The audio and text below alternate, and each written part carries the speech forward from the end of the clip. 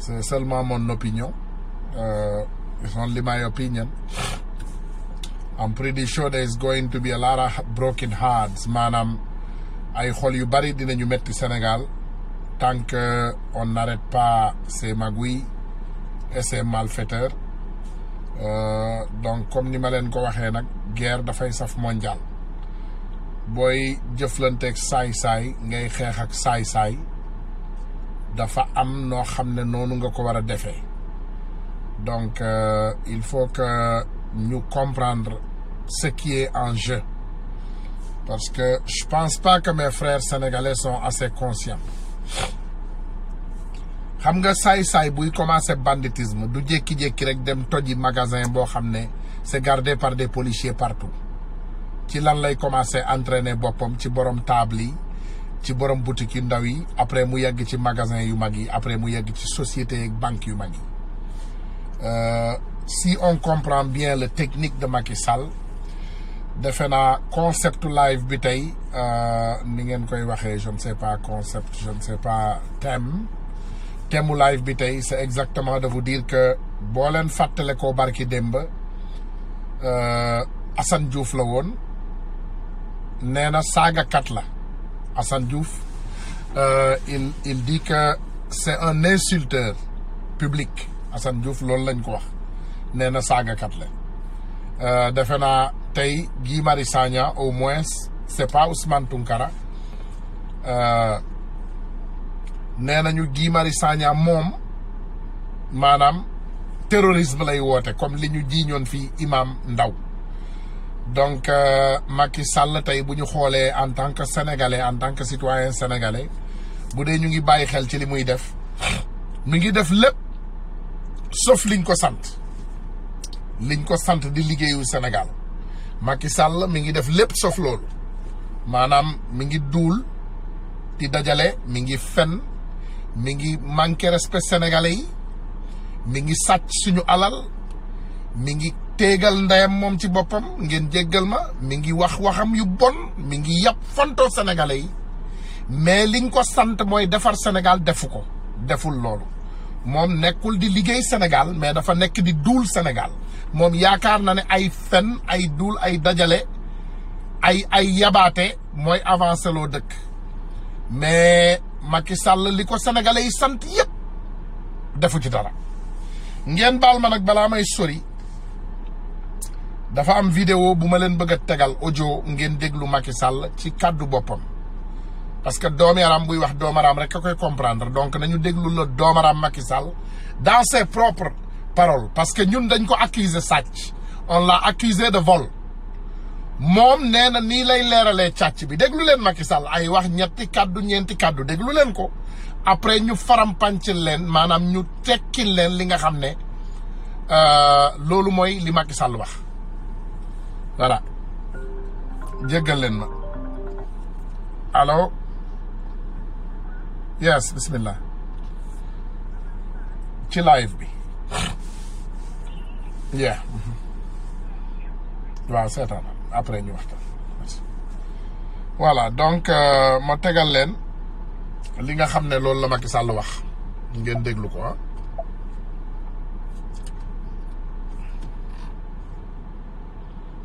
Quelles ressources pétrolières n'ont pas et de quelles ressources gazières?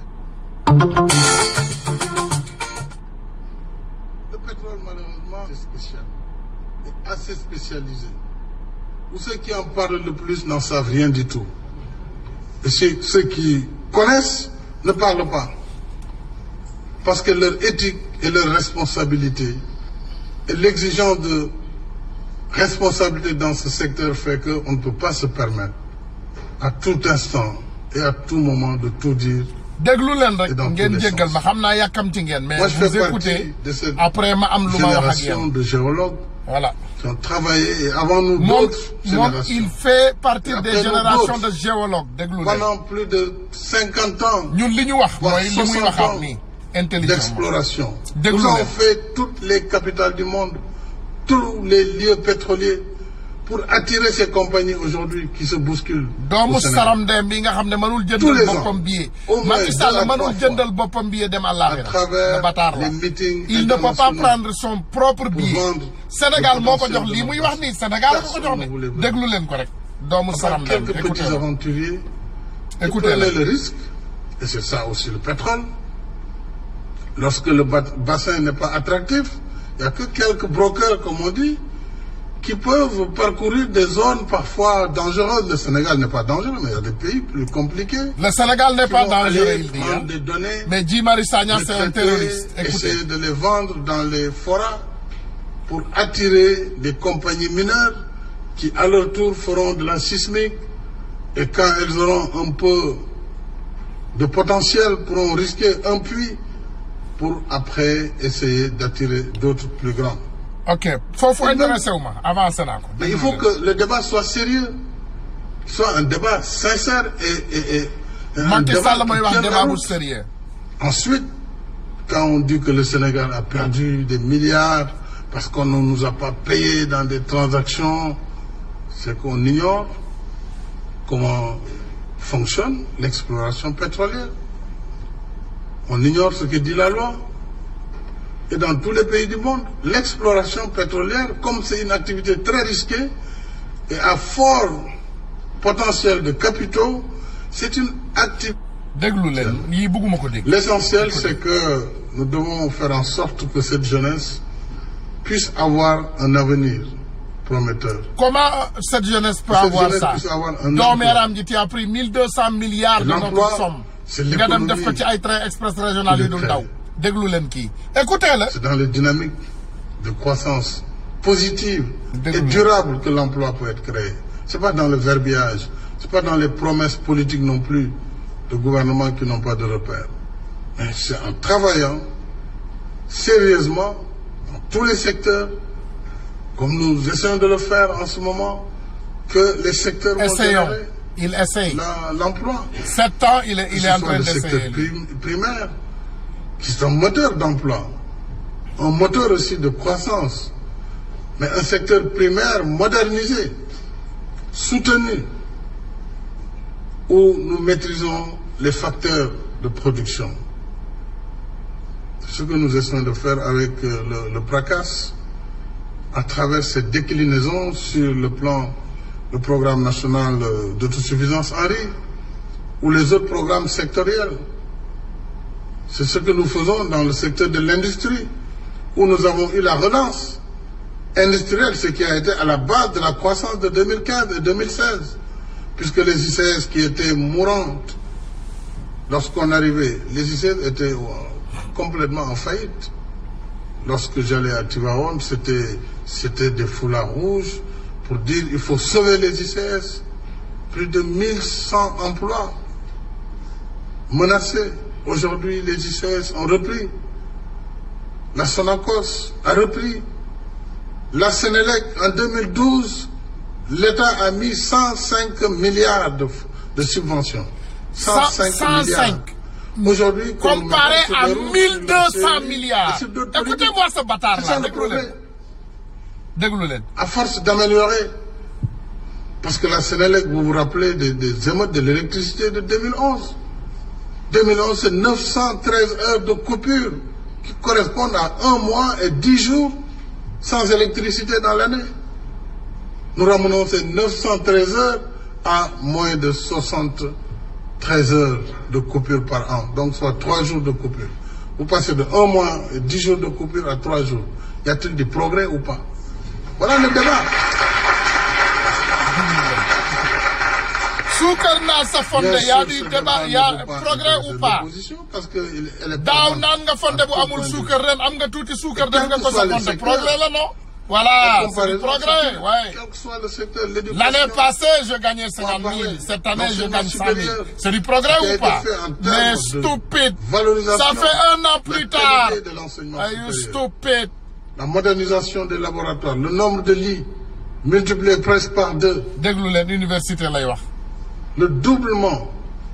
de l'investissement sur l'enseignement supérieur. Alors, les gens ne parleront pas de ces sujets-là, parce que c'est des sujets évidemment, où le peuple comprendra aujourd'hui que le pays est dans une dynamique de progrès. Ok, pardonnez-moi.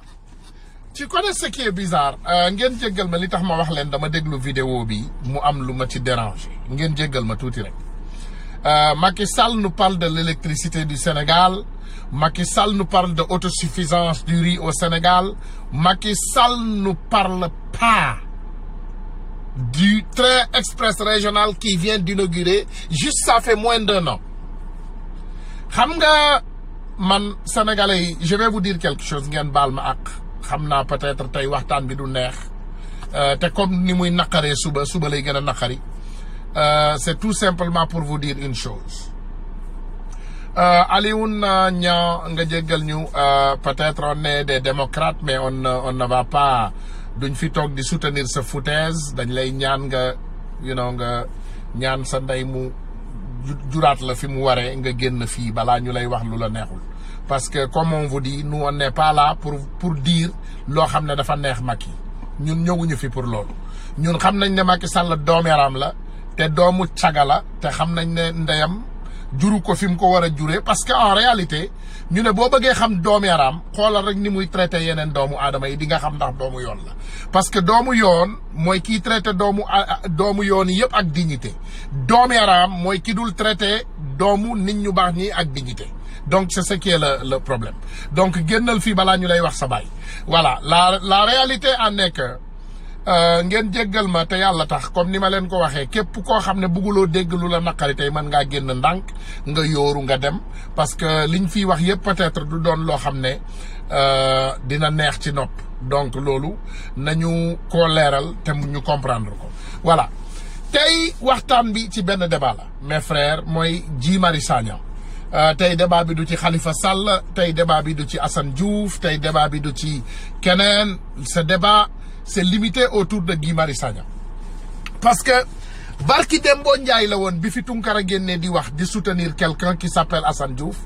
on avait dit que c'est un insulteur kenn waru ko soutenir maanaam Assane Diouf dafa génn di saaga sénégalais yi dafay def lii non ñu ne kenn waru ko soutenir c'était ça leur parole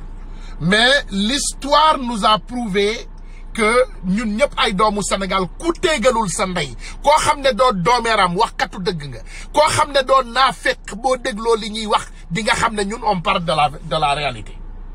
koo xam ne doo naafeq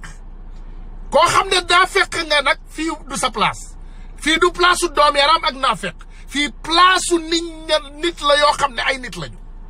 bi ñuy wax barki Dembo Ndiaye bi Assane Diouf di wax ñu ne saagakat la Macky Sall jàpp ñu ne voilà dafa jàpp Assane Diouf parce que day saaga loolu la ñu wax donc tey Guy Marius Sagna non du saagakat wala Sénégal je pensais que Sénégal manqué respect la ñuy bañ non c'est pas ça non Sénégal en réalité bañul manqué respect xam nga Sénégal lu mu bañ parce que Sénégal tey ay xarit sax dañuy fekkante ci mbedd mi tappante diw damay nangam taan sa ndeya je pense que ça c'est le jeu au Sénégal du loolu mooy caaxaan jeu olympique Sénégal saaga la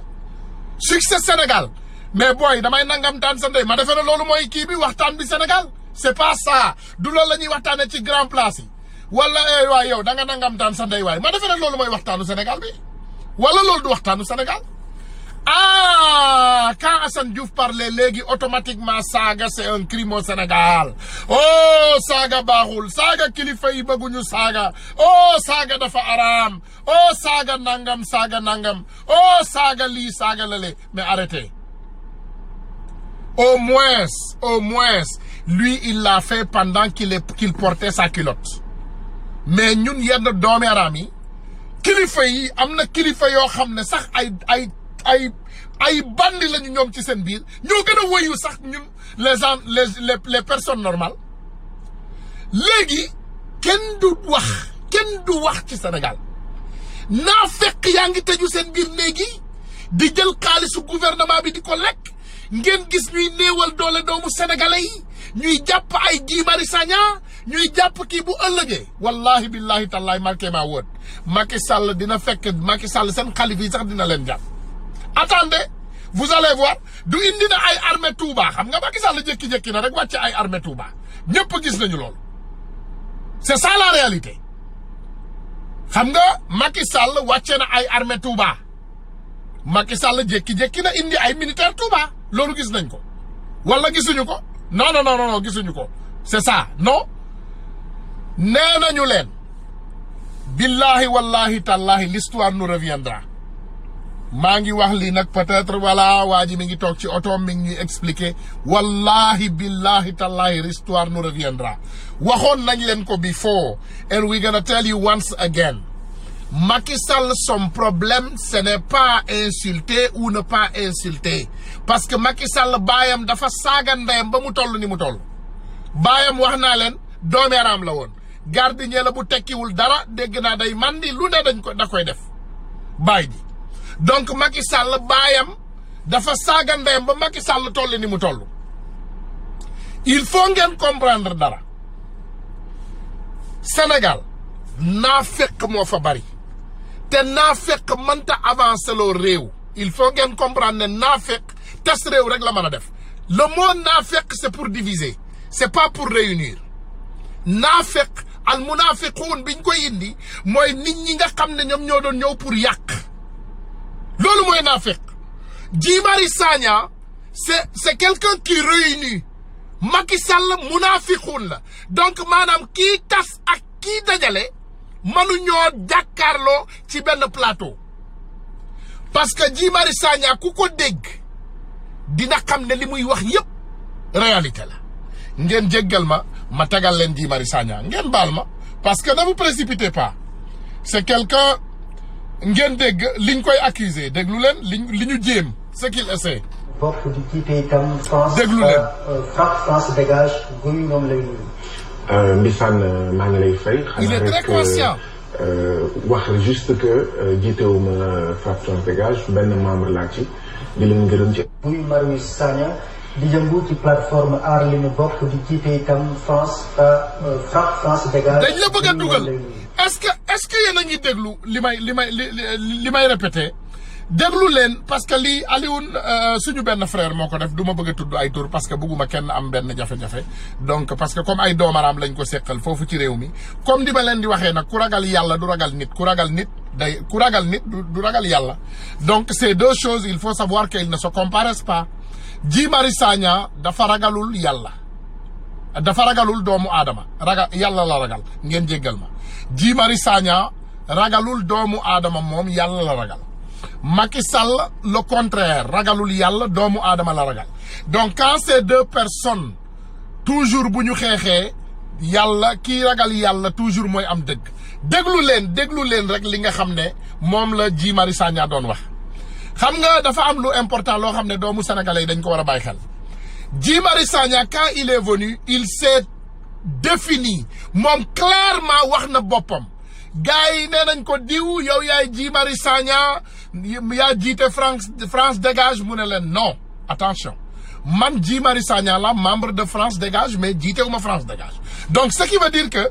journaliste yi la gars yi di yónni pour ñuy piéger doomu aadama yi ñu wax loo xam ne ëllëg ak si biir dañuy ñëwaat teg ko ñu ne yaa waxoon mais conscient qu'il est et intelligent qu'il est cet homme nanguwul daanu ci piège boobu dégluwaat leen li Guy Marius Sagna wax dégluwaat leen ko. yëngu ci plateforme aar li ñu bokk di jiite itam France. yëngu ci France dégage. ça do jaxase live bi ngeen jéggal ma ils le font toujours exprès dañuy bàyyi ba mbir mi di dem ñuy continuellement appeler téléphone yi bien vrai que damay bloquer appel yi mais ça continue toujours à venir voilà donc ngeen jéggal ñu ci woote yi mes frères et sœurs ngeen bàyyi ñu def li nga xam ne moom mooy suñu liggéey ba bu ñu paree incha allah képp koo xam ne am nga loo wax vraiment on va t'écouter voilà ngeen jéggal ñu tuuti mais comme ni fi ma toll woon ci biir waxtaan bi fa laay ñëwaat nee naa leen boo leen dégloo Guy Marius Sagna il s'est bien clarifié parce que déglul waa ji li mu ko doon jéem a cax déglul waa ji piège bi ils sont envoyés la majorité partie de ces journalistes ay doom yaram lañ dañ leen yónni c'est des agents secrets du gouvernement c'est des enculés c'est des ay doomu xaram lañu yoo xam ne maanaam gouvernement bi moo leen dajale sànni leen ñu nekk ay escrocs yoo xam ne dañuy wër ci biir dëkk bi di jël ay réputation doomu jàmbur di ko yàq wala di leen wax loo xam ne waruñu koo wax pour ëllëg ak si biir ñu dugal leen ci ay jafe-jafe Guy Marius Sagna nag kenn mënu koo dugal ci jafe-jafe déglu leen ma Ousmane Sonko mii di wax nii tey suñu président Ousmane Sonko mii wax gars yi dinañu fexe ba dugal ko ci tooxi dooni journaliste yi dinañ ko laaj benn mot mu tontu vraiment mu tontu lu yaru lu teggi ne ñu jàpp pax dugal ko gas ko suul ko ci biir c'est comme ça ils sont faits ils sont créés mais dégluwaat leen li nga xam ne moom la Guy Marius Sagna wax. ngeen déglu Sagna di dugg ci plateforme aar li ñu bokk di jiite itam FRAPP France dégage guy ñoom lay nuyu. Mbissane maa ngi lay fay xanaa rek. wax juste que jiitewuma FRAPP France dégage benn membre laa ci di leen gërëm ci. Guy Marius Sagna di yëngu ci plateforme aar li ñu bokk di jiite itam FRAPP France dégage guy ñoom lay nuyu. Mbissane maa ngi lay fay xanaa rek wax juste que jiitewuma FRAPP France dégage benn membre laa ci. Guy Marius Sagna di yëngu ci plateforme aar li ñu bokk di jiite itam FRAPP France dégage guy ñoom lay nuyu. Mbissane maa ngi lay fay xanaa rek wax juste que jiitewuma FRAPP France dégage benn membre laa ci di leen gërëm. xam nga boo dégloo Guy Marius Sagna le journaliste a essayé de le mettre dans le trou il s'est clarifié mu ne ko Guy Marius Sagna ànd ak aar li ñu bokk nekk njiitu FRAPP France dégage parce que loolu la ñuy xam nga loolu lañ ko accuser mu ne waa ji clairement que je suis un membre de FRAPP France dégage mais je ne suis pas le leader déglu leen bu baax Guy Marius Sagna leeral na loolu léegi ginnaaw bu ñu jógee ci loolu ngeen déglu li nga xam ne moom moo indi woon jéye bi yëpp li ko indi woon Madame Ben, ministre français, là, ici au Sénégal est présente. C'est cette déclaration du ministre français de l'Intérieur faite le 22 mai dernier qui méritait une attention particulière. Non seulement il affirme sans sourciller que le terrorisme est bien présent au Sénégal, mais il connaît même si le terrorisme présent dans notre pays est menaçant ou pas. Des affirmations graves qui n'ont pas fait bouger les autorités sénégalaises. Et pourtant, pour des faits moins graves, le procureur de la République s'autosaisit et fait emprisonner des citoyens. C'est le cas de Guy Marius Sagna. Pour le mouvement FRAPP France dégage, cette déclaration du ministre français de l'Intérieur est un chantage terroriste exercé par la France sur le Sénégal pour renforcer son occupation militaire afin d'augmenter sa recolonisation économique. Voilà. En réalité, Guy Marius Sagna et ses camarades n'ont fait qu'analyser des faits et comparer le Mali et le Sénégal. Pour les faits, FRAPP France dégage a rappelé la fausse alerte à l'hôtel Radisson, le colis faussement suspect découvert au centre-ville et la simulation d'une attaque terroriste organisée à Ngalel, à la périphérie de Saint-Louis. Le mouvement anti-impérialiste a conclu que c'est le même mode opératoire utilisé au Mali voisin, un pays où les terroristes dictent leurs lois dans certaines parties du nord et du centre du pays. Comment expliquer que l'armée française, dans le cadre de l'opération Barkhane, n'a tué que 450 terroristes, en a attrapé 150 du mois d'août 2014 à février 2018, soit 3 ans et 6 mois, alors que Barkhane c'est 4500 Français face à 3000 terroristes. Comment expliquer que 3000 terroristes tiennent tête à 4500 hommes de Barkhane, 11 700 soldats de la MINUSMA, 1740 policiers et 13 000 militaires maliens équipés de blindés, d'avions, d'hélicoptères et de drones espions. Le 28 juin dernier, lors d'une conférence de presse, un membre du collectif Pour Pouvoir, Sam Signoréou, avait fait des accusations graves contre l'opposition sénégalaise. L'opposition est en train de planifier l'assassinat d'un étudiant pour ensuite accuser les autorités étatiques. Nous avons bien reçu cette information. Cette femme n'a été nullement inquiétée malgré ses propos graves tenus en public. Une justice, c'est pour tous les citoyens. Elle ne doit pas agir en fonction des intérêts de l'exécutif et de ses partenaires politiques, économiques et financiers. À la longue, elle devient une menace pour l'état de droit et la stabilité du pays. FRAPP France dégage a bien raison de se poser des questions sur la présence militaire de la France au Sénégal. 60 ans après les indépendances, plus rien ne justifie cette présence militaire française dans notre pays, dotée d'une armée professionnelle et respectée. Voilà, léegi bu ñu paree ci loolu dafa da ngaa gis ci alxuraan dictateurs yi nga xamante ne bii rey nañ ak King Léopard bi rey 10 millions congolais da ngaa yaakaar ne Belgique gam cosaanoo yàlla tegu ko fa. bàyyi leen affaire yooyu ngeen di wax yooyu nekk ci sunu kër gi wax naa leen ak jalax yeeg kaña yi yàllaa leen fi teg mais yàlla bu la fi tegee da ngaa am ay responsabilité en tant que doomu aadama da ngeen di indi argument ñun liñ fi wax nekkul ay projet 5 milliards bu ñu détourné xam nañu université Amadou Mokhtar Mbow taxawut université Sine Saloum taxawut hôpitalu Touba taxawut yooyu ñuy wax yëpp ñu teg xeer yooyu waxuñ ko dañuy wax ci sunu pétrole bi ak gaz bi dañ koo def noo xamante ne bii neexut nu te yow. La lutte contre le terrorisme. xam nga maa ngi saluer de passage suñu frère vraiment un patriote parce que lii on l'attendait ça. Salut, cette petite vidéo pour soutenir le frère Guy Marius Sagna qui est en prison apparemment pour un délit d'opinion. Et si c'est vraiment un délit d'opinion, ça ne doit pas passer au Sénégal en 2019. Donc je demande à tous les activistes de faire pareil, faire une vidéo de soutien et derrière organisons-nous pour que le délit d'opinion ne soit pas sanctionné par la prison au Sénégal en 2019. xam nga mes frères et sœurs il faut ñu am loo xam ne au moins nañu am tuuti dignité ci ñun voilà nañu am tuuti dignité ci ñun nañu am tuuti dignité xam nga bu ma nee nañu am tuuti dignité mooy au moins nañu am ngor boo xam ne dinañu génn tey waxee ko tey déjà man ñi may njëkk a ciblé c'est ces hommes qui s'appellent des artistes des stars des voilà man borom xaalis laa man maanaam lii laa Sénégal man ñooñu lay ciblé pour commencer parce que naa fekk gis suñu réew ci ñoom la commencé parce que tey Sénégal xamul du déglu baadoolo yéen xam ngeen sénégalais je les connais vous les connaissez sénégalais du déglu ku mu yaakaar ne tey amul njariñ ci moom du ko déglu Sénégal ku mu yaakaar ne tey maanaam du tooyal ceebu jënam ku mu yaakaar ne tey mi ngi ci nekkul ci jàmm du ko déglu sénégalais on est fait comme ça donc déjà man sama appel bi ci fi muy jiitoo ci borom doole yi lay jiitoo comme tey ni ma leen di waxee ngeen jéggal ma parce que sénégalais dafa gaaw a interpréter boo nee baadoolo pour ñoom baadoolo mooy ku amul xaalis rek déedéet xam nga baadoolo dafa bari façon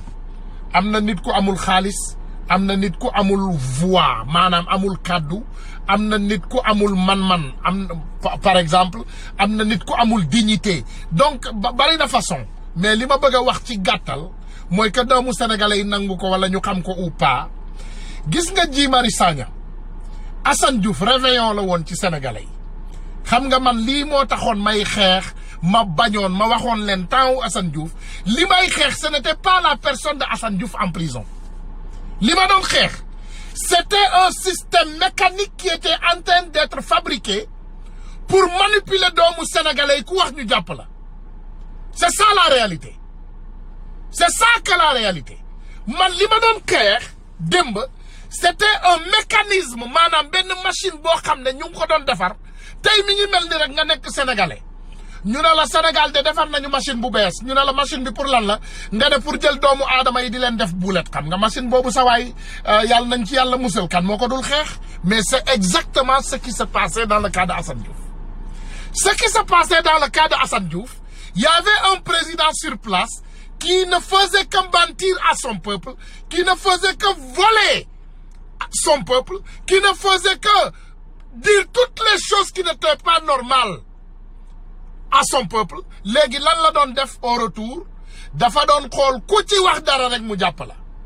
maanaam bu fenee boo ko nee fen nga mu jàpp la bu sàccee boo ko nee sàcc nga mu jàpp la bu deful sax bu day toog déglu Macky Sall da daan am engagé ay maanaam ay ni ngeen koy waxee seen policier yooyu waay ay information xaw ma seen alkaati ni ngeen leen tuddee mais daf leen daan engagé ñuy wër rek ci dëkk bi di déglu koo xam ne bëggul Macky Sall koo xam ne àndul ak Macky Sall suñu yëgee rek ne diw àndul ak Macky Sall luñ koy def dañuy ne xaaral ñu jàpp ko balaa muy yàgg donc le cas de Assane Diouf bi ñu déggee doomu aadama boobu nekkoon Amérique di ñaxtu di wax li nga xam ne moom moo ko naqari ci réewam lan la ñu def ñu ne xaar leen ñu sakkal ko pexe sakkal pexe bi lan la un ambassadeur, un diplomate international moo tax gis ngeen mu génn fi Babacar Diagne du gis ngeen génn na fi gaaw na bu fi génnuloon ñu Dakar ndeem bu fi ñëwoon ñun ñu faj ko bu ma gisoon Babacar Diagne je le pète les câbles ça je vous le garantis te dinaa ko bàyyi xel fu mu mën a nekk ci àdduna bi fu mu yëngatoo rek ñun dinañ ko bàyyi xel. renseignements généraux merci frère Kayskov gars yi maa ngi leen di nuyu de passage gis naa fi ñoom Modou gis naa fi ñoom Maam Sène yéen ñëpp maa ngi leen di nuyu de passage ngeen jéggal ma parce que déjà nuyoo respect la li doomu aadama war a gën a def ci àddina li mu war a njëkk def te muy sax ndeysaan responsabilité ci ñun ci l'islam ñu ne saa boo dajeeg sa doomu sa moromu jullit wala sa moromu doomu aadama quel que soit alpha nga nuyu ko donc maa ngi leen di nuyu di leen ziar di leen jaajëfal voilà nuyu naa leen yéen ñëpp vraiment ku ma tudd sa tur ak ku ma tuddul sa tur yéen ñëpp vous êtes égal chez moi voilà kon maa ngi leen di nuyu yéen ñëpp Sister Arminda yéen ñëpp maa ngi leen di nuyu daal Mariama Sane yéen ñëpp Khadim Thioune yéen ñëpp vraiment maa ngi leen di nuyu voilà maa ngi leen di nuyu bu baax pété dafa big up grand vraiment maa ngi leen di nuyu yéen ñëpp donc ma continuer waxtaan bi donc dañuy ñëwaat ci waxtaan bi nga xam ne moom moo important donc comme ni ma leen ko waxee xeexu Assane Diouf bi ngeen gisoon ñuy xeex ba créé woon fi Macky Sall Express c'était tout simplement parce que xamoon nañu ne Macky Sall mi ngi créer benn mécanisme sur place ku am xel rek amin loolu du sama xam-xam moo ma ko may common sense moo ma ko may c'est common sense mooy maanaam tey doomu aadama nga sa bopp di doon maanaam nga gis dara loo xam ne loolu mooy dëgg comme tey ngelaw common sense la ne ay garab fu mu nekk dina ngelaw donc taw common sense la donc Macky Sall quand il est venu au Sénégal quand Assane Diouf dérangeait ici comme ni ma leen ko waxee ils ont créé un Babacar Diagne pour écrire des lettres de manipulation au gouvernement américain voilà voici un terroriste chez vous un terroriste sénégalais nangam balaa ñuy wax dara ñu jàpp Assane Diouf parce que encore une fois ma dellu siwaat ci Amérique ñu ngi doon saigner peenu terrorisme ñu ngi doon jooy méttitu terrorisme donc boo leen mais waxu wolof nee nañu ku ndóobin rey sa maam boo gisee li ñuul di ñëw da ngay daw mais par exemple c'était tout ça donc Amérique ñoom toogoon nañu gis ne que terrorisme sonal na leen tey man Ousmane Tounkara bu ma jëloon sama téléphone bi ma appelé Amérique bu ma nee terrorisme nangam sangam fu ma ko mën a tudd au moins dañuy daw foofu ak vitesse parce que ñoom lan la ñu wax ñu ne find out now and ask questions stop it now and ask questions later mooy arrêté ko léegi après nga laaj ay questions suivantes maanaam tey bi ñu ne Assane Diouf terroriste la loolu du ngóor a xam nga loolu mooy góor jigéen loolu mooy signe góor jigéen bu tegal sa tey parce que tey signe góor mooy nga wax li nga xam ne mooy dëgg tey Babacar Diagne quand il a créé ces manipulations mu toog doomu sénégalais yow nga doon ambassadeur nga ñëw représenter peuple sénégalais ci Amérique il a pris un téléphone il a appelé voilà on a un terroriste il a écrit des lettres avant di menacer Assane Diouf di def ay affaire mais quand il a appelé donc c'était tout simplement très juste pour américains yi daw ñu find out lan moo nekk di xew ñoom il demande la question après bi ñu demee jàpp doomu jàmbur jooju ñu dugal ko kaso voilà après ils ont trouvé très rapidement que cette personne n'est pas terroriste mais malgré tout cela ak loi Amérique bi xew buñ la accuser yenn délit yu mag yi yenn ñu mën a duul te dara leeru leen buñ la accuser délit yu mag Amérique buñ la dugalee rek ci kaso te sa papier yëpp jaarul yoon Donald Trump il va te refouler chez toi n'importe ak koo mën a doon nag ma wax la loolu ñoom maanaam boo deful dara sax dañuy ñëw sa kër jël si la waxatu malaak buñ la leen joxee sur le plat ils vont te faire partir mais dans le cas du Sénégal il y avait qu'est-ce qu'on appelle des loopholes ngeen déglu ma encore Assane Diouf a fait changer une loi au Sénégal moi je suis aux États-Unis loi bi nga xam ne moom la ñu changer pour delloo Assane Diouf Sénégal man loi boobu daf ma ciy boole parce que loi bi lan la wax loi bu bees bi ñu créé fii ci Amérique mooy bépp doomu sénégalais bu ñu jàpp waxoon nañ ko ak Ablaye Wade mu bañ on l'a dit à Ablaye Wade et la femme de Assane Diouf a demandé à avoir un rendez-vous avec notre consul malgré c'est mon beau-frère mais dëgg kenn du ko laam-laame elle a demandé on a même écrit ensemble la lettre comme on nous l'a demandé mais pas de réponse ñu ne voilà mënuñu ko gis sans lettre on a écrit une lettre pas de réponse wax ji guddal gàttal ils ont passé un projet de loi aux États-Unis boo xam ne Ablaye Wade daf ko bañoon Ablaye Wade biñ ko waxee mu ne yàlla tere du faciliter dara luy toroxal askanam mais en réalité ma laaj leen dara Sénégal tey niñ ko soxlaa Amérique noonu la ñu Amérique soxlaa Sénégal bu la Amérique ne signal projet de loi boo xam ne sa nit ñi bu ñuy ñëw fii dañuy def li yow boo doonul complexe bu téegal sa ndey dangay ne Amérique écoutez-moi une seconde bu ma defee loolu donc la même chose se partage pour les fils des États-Unis automatiquement loi boobu dina changer parce que lu tax ma wax leen loolu président Erdogan bien vrai que je suis contre lui aussi je ne suis pas à 100% avec lui parce que man affaire u dictateur tuuti laa ci xam li ma ci xam tuuti bi ma ci xam doy na il fait du bon et du mauvais président Erdogan bi Turquie bi France bi ñu laajee autorisation France pour ubbi école turque France président France bi bañ automatiquement dans 10 secondes il a fermé toutes les écoles françaises à Turquie guess what on l'a donné le permis dans les mêmes secondes dañ ko jox permis bi sur le champ mu ubbi école turque bi nga xam ne moom la bëggoon France donc ce qui veut dire que bi ñu joxee projet de loi boobu fekk Assane Diouf mi ngi ci kaso bi bu ñu jaaroon ci yoon yi nga xam ne moom mooy yoon yi nga xam ne moom moo normal projet de loi boobu ça allait traîner quelques mois dina jàll d'accord mais ça va traîner quelques mois léegi bu traîner quelques mois yooyu entre-temps américains yi dinañu bàyyi Assane Diouf mu génn parce qu'il y aura des Ousmane qui se sont réveillés et d'autres Sénégalais qui se sont réveillés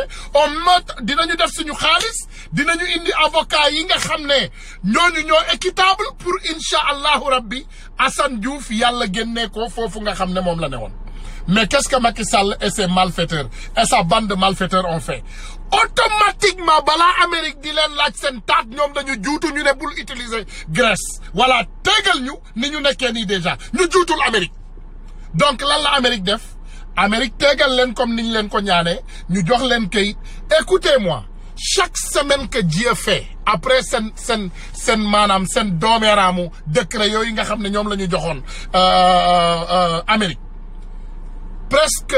50 Sénégalais dañ leen daan jël di leen dugal rek ci ay avion privé di leen delloo 50 Sénégalais avion privé delloo avant loolu mënta nekk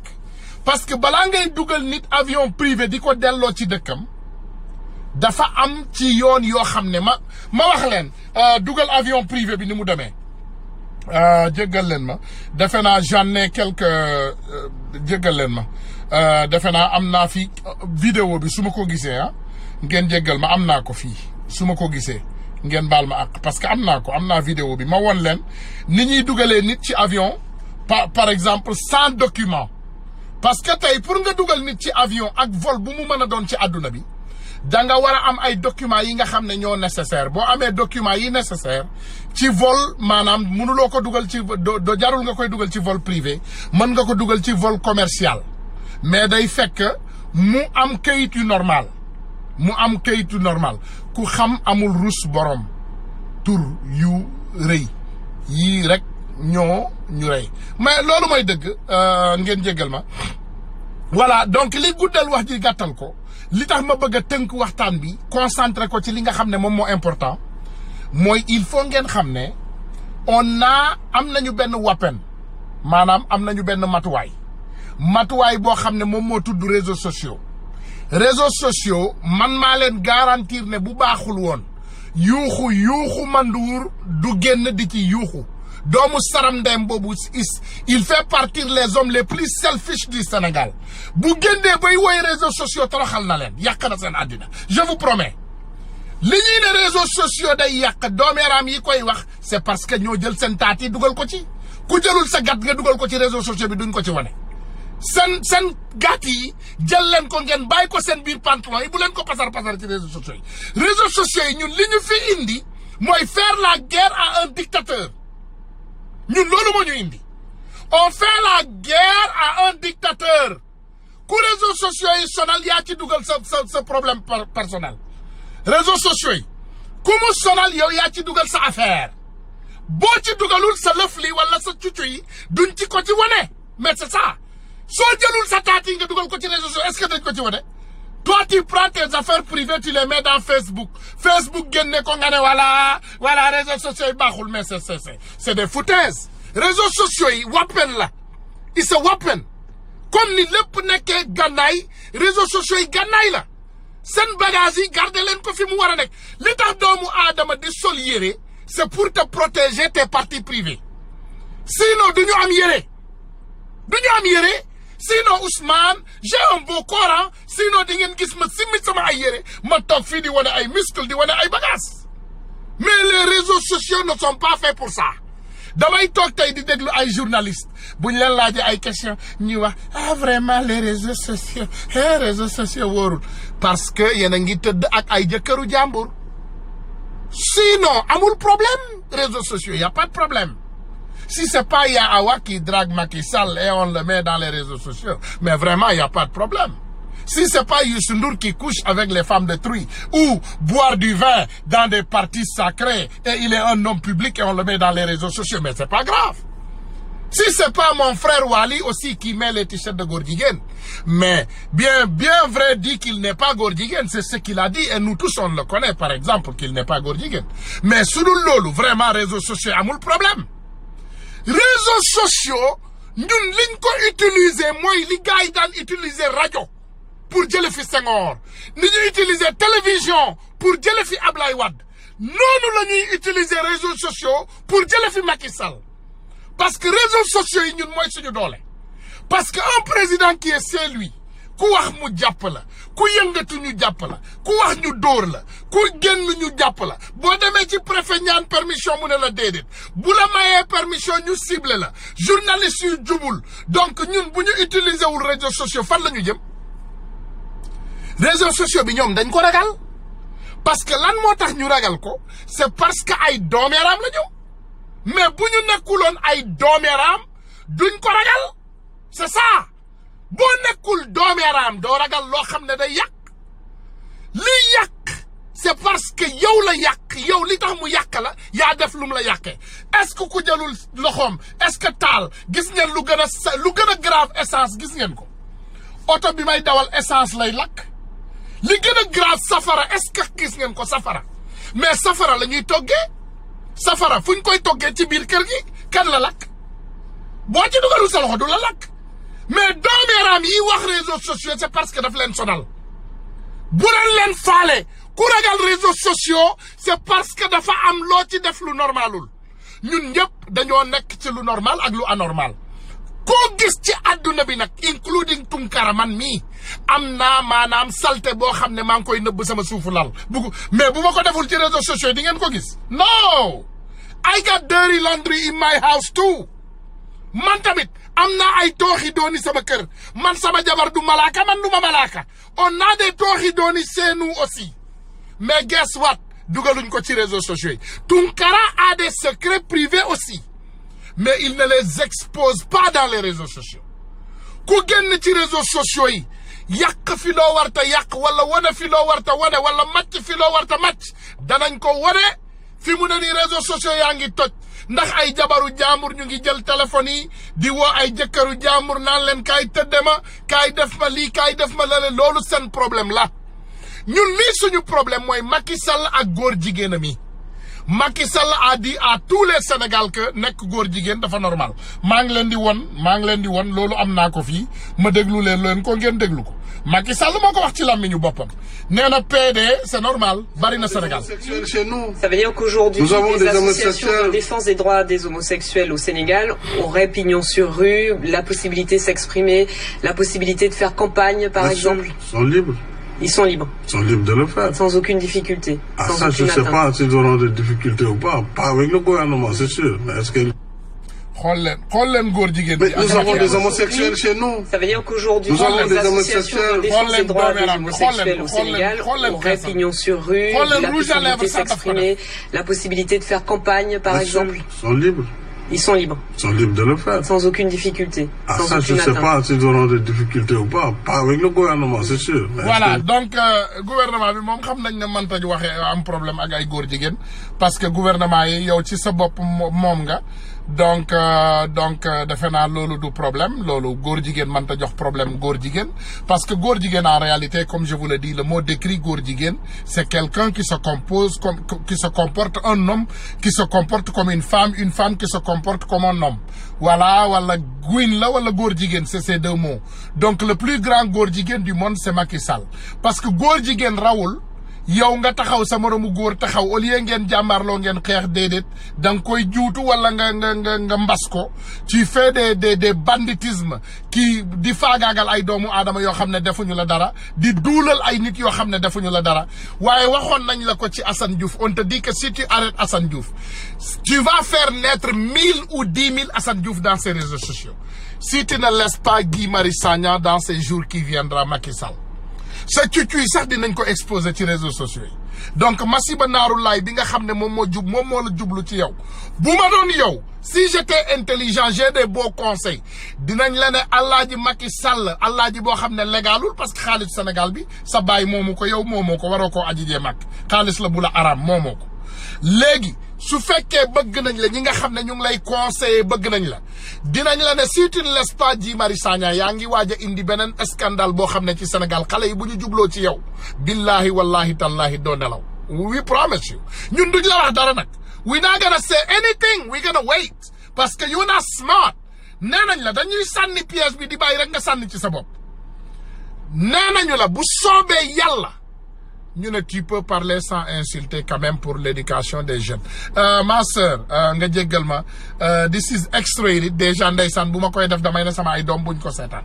te ñaan naa ñëpp vraiment képp koo xam ne yaa ngi koy seetaan mën nga koo bañ a seetaan la sa ay doom parce que nous on l'utilise aujourd'hui pour faire la guerre à Macky Sall Macky Sall la ñuy juutal fii donc ku ñëw déglu ko yow yaa bëgg a déglu fu ñuy juutalee Macky Sall ñaan naa leen avant nee naa leen bul dugg bu fekkee bëgguloo dégg masiba je vous l'ai demandé et je demande encore ku bëggul dégg masiba bul dugg fii c'est ça la réalité ku fi dugg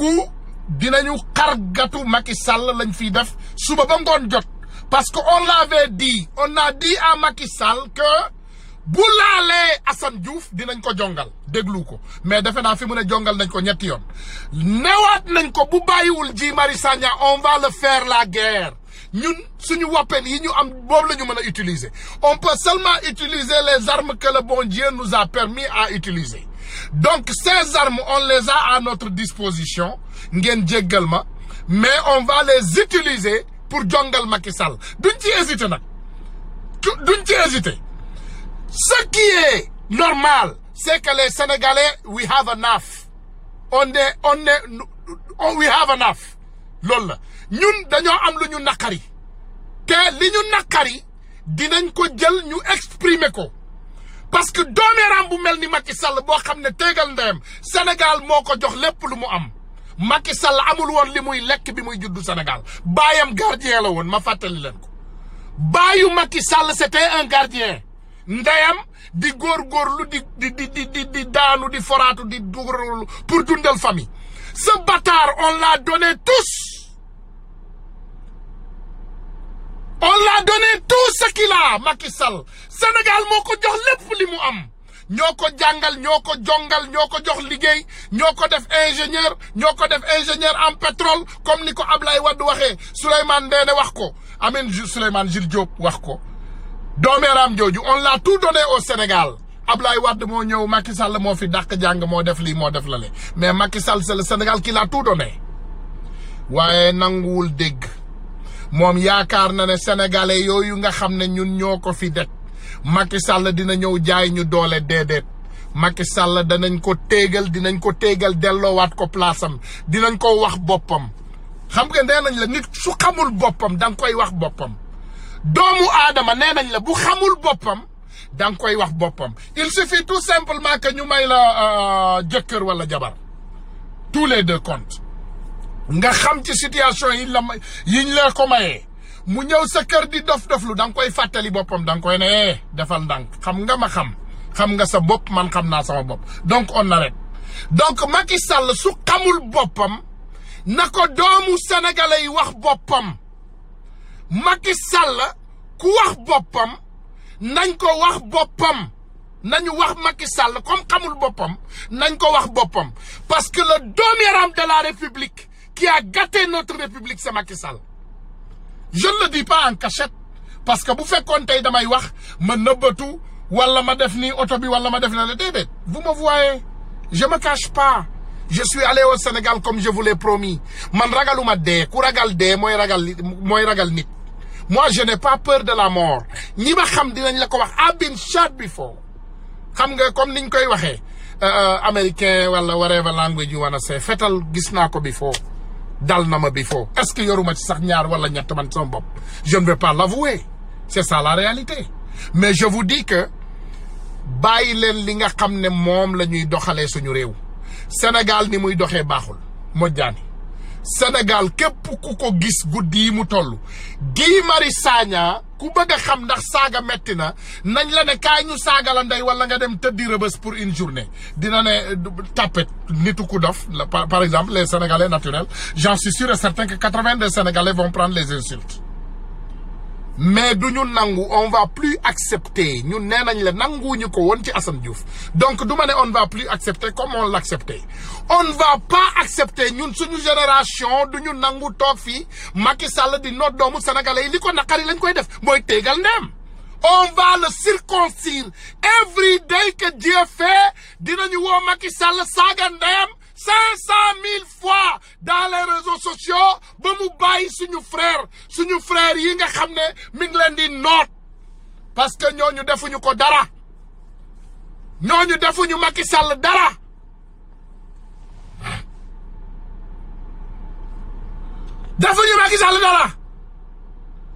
defuñu Macky Sall dara ñun duñu ay pervers monsieur Aliou Niang donc nañu ko wax ñun duñu ay pervers boo bëggee xam pervers demal laaj Aliou Sall parce que moom mooy dem Paris di biiral ay xale yu jigéen yu am 17 ans doomaraam ji nga doon yaag sa bàyyi Macky Sall moom mooy pervers parce que moom moo yor jabaram nekk foofu journaliste bu jekk ci plateau yi mu ne yóbbul leen ma ko France ne gars yi naxal leen ma ko mu yegg France donc bàyyi leen caaxaan ce que nous on a sur Macky Sall dafa jaggi dayoo yenn saa yi nee nañu la on va exploser ces réseaux sociaux dans ces jours qui viennent nee nañu leen ci fan yi di ñëw réseaux sociaux yi dina exploser réseaux sociaux yi ça va exploser dans ces jours qui arrivent dinañu toj réseaux sociaux yi parce que Macky Sall il faut mu xam ne que doomu sénégalais yi dootuñu nangooti ñun musuñu ko nangu mais on va jamais we never will surrender we will never surrender déedéet duñ ko nangu duñu nangu non coy bàyyi ñu jongal ko rek ñu jongalaat ko est-ce que jongalam mat na parce que doomeeraam yu mel nii ñooy yàq réew nit ñu mel ni Macky Sall ñooy yàq réew parce que lan lañu bëgg a waxaat ci Guy Marius Sagna doomu jàmbur nga ne voilà kooku dafa teg on n'a rien compris ça attendez mais ce que je veux vous faire savoir mooy ils n'ont pas compris li ñuy dund ñoom comprendre ñu doomu aadama yi li ñuy dund un fils digne du Sénégal doomu jàmbur am doom am ay doom am jabar doomu jàmbur jooju nga jàpp ko tëj ko ci kaso seulement parce que dafa wax yow daf lay déranger un président de la République doomu saram ndeem boobu ki mu bokkal ndey ak baay bi BBC génnee lu ne bandang ci moom dafa jël tànn jour bu mel ni jouru korité doomu xaram jooju génn ne public sénégalais bi yëpp dañoo jiiñ sama rakk sàcc waaw sama rakk Aliou dañ koo jiiñ sàcc waaye liñ ko jiiñ chaîne BBC boobu ci Angleterre du dëgg yaa téegal sa ndey doomeeram ji yow bi ngay jël Frank Timis xamuloo woon ne c'était un voleur yow xamuloo woon ne Frank Timis il traitait des affaires avec le frère de Blaise Compaoré yéen bi ngeen di signer Frank Timis loolu nga xam ne moom mooy décret sàcc boobu yow Macky Sall ñeme ngaa toog defal ni Aliou Sall defal ni sa frère bu doomeeram ji comme amu leen loo leen rus yow au moins tu es conscient et intelligent parce que doo jël kaamil di ci waat comme que la doomeeram la yow tu es assez conscient moom mongol la moom xel bi matut xelu Aliou Sall dafa matadi xelu Aliou Sall bi dafa matadi mais ils ne vont jamais réussir Kayz Kof ils ne vont jamais réussir ñoom xamuñu ne ñun mathématiquement on n'est plus intelligent que Macky Sall. Mes frères, il faut savoir que mes études, moi, ont arrêté au CM2. Man CM2 la yem. Man bo ma joxone master's degree ma tégal day Macky Sall every day. Man CM2 la yem ci jang et je fais tout avec. Je fais tout ce que je fais avec. J'ai mon entreprise, j'embauche des Américains, j'embauche des Africains, j'embauche partout. Et je suis seulement quelqu'un qui a un certificat et l'entrée en 6e. Quand même, malgré tout ça, j'étais premier de ma classe toujours. Te ci la jóge pour passer GED américain, ça m'a pris 1 an. Doom yaramu ingénieur bi tuddee boppam ingénieur et c'est un ingénieur en vol sàcc la boo xam ne doomu sénégalais yëpp xam nañ ko. C'est ça la réalité. Doomu saram ndeem boobu moo toog Sénégal tey di dul nit ñi rek. Di dul nit ñi rek. Di dul nit ñi rek. Boo waxee muy fen rek. Boo waxee muy dul rek.